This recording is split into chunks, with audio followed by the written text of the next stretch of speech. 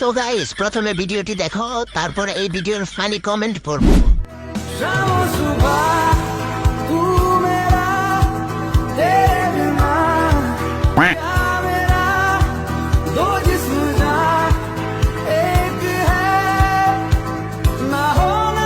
चलती फिरती कोकेन है कोकेन।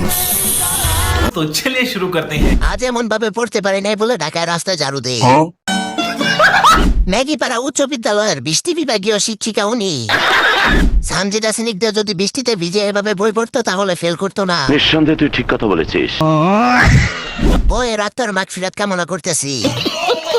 বিদ্যাসাগরের পাতানো নাতি এমন ফিল নিতেছে মনে হয় আপায় চটি গল্প পড়তেছে। নিয়মিত হাইগেন আপু গত সব মাথায় উঠে যাইতেছে। বৃষ্টিতে বই পড়া, বৃষ্টিতে বইয়ের মা বই ন্যাক করা।